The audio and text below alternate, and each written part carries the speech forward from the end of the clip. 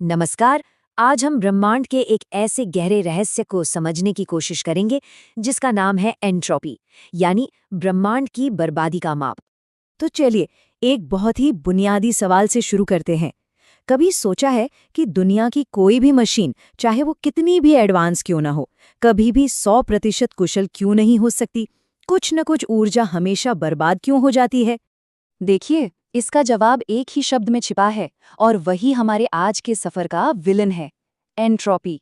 ये प्रकृति का एक ऐसा शक्तिशाली नियम है जो ये तय करता है कि चीजें हमेशा बिगड़ने की तरफ ही क्यों जाती हैं।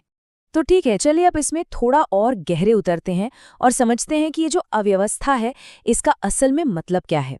ये सिर्फ एक बिखरा हुआ कमरा नहीं है, बल्कि ये तो ब्रह्मांड का एक मौलिक नियम है।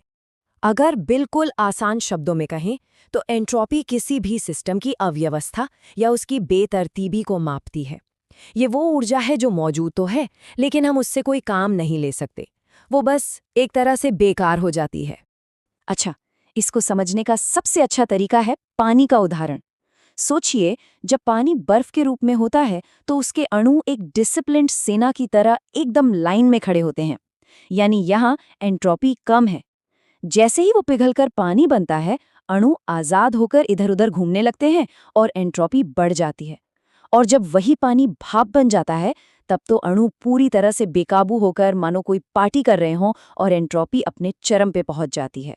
तो अब हम ये तो समझ गए कि एंट्रोपी क्या है, पर अगला सवाल ये उठता है कि वैज्ञानिक इस अव्यवस्था को आखिर मापते कैसे हैं? क्या इसका कोई फॉर्मूला है? जी हाँ, बिल्कुल है। ये कमाल का कॉन्सेप्ट हमें दिया था रूडोल्फ क्लॉसियस ने। उनका ये एक वाक्य थर्मोडायनामिक्स के दो सबसे बड़े नियमों को एक साथ बता देता है। पहला ये कि ऊर्जा को न तो बनाया जा सकता है, न ही नष्ट किया जा सकता, और दूसरा, एंट्रोपी हमेशा हमेशा बढ़ती है। अब देखिए, स्क्रीन पर जो फॉर्मूला है वो देखने में शायद थोड़ा मुश्किल लगे, लेकिन है बहुत आसान। ये बस ये कहता है कि एंट्रोपी में बदलाव यानी डेल्टा एस इस बात पर निर्भर करता है कि किसी चीज को कितनी गर्मी यानी डीक्यू दी गई और उस समय उसका तापमान टी कितना था। ये एक छोटा सा लेकिन बहुत ही शक्तिशाली समीकरण है। और हाँ, इसे वैज्ञानिक तरीके से मापने के लिए जूल्स प्रति केल्विन जैसी इकाइयों का इस्तेमाल होता है।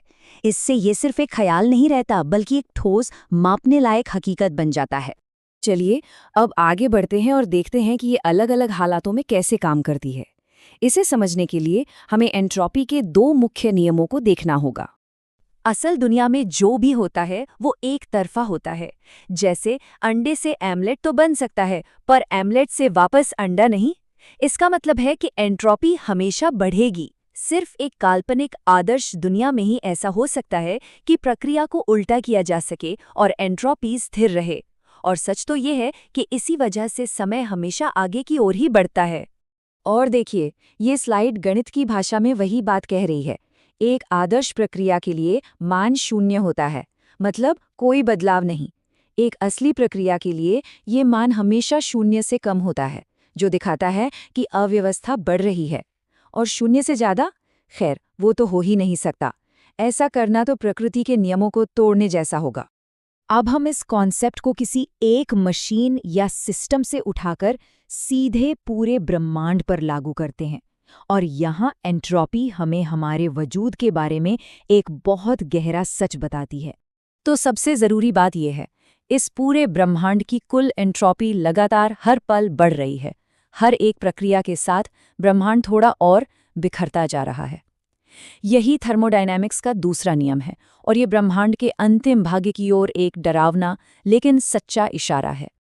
और ये हमें एक आखिरी सोचने पर मजबूर कर देने वाले सवाल पर छोड़ जाता है। अगर ब्रह्मांड का अंतिम नियम ही अव्यवस्था की ओर बढ़ना है, तो फिर हमारे चारों ओर इतनी व्यवस्था है ही क्यों? ये जीवन, ये ग्रह, ये आकाशगंगाएं, आखिर ये सब कैसे मौजूद हैं? ये एक ऐसा सवाल है जो वैज्ञानिकों और दार्शनिकों को आज भी उलझाए हुए है।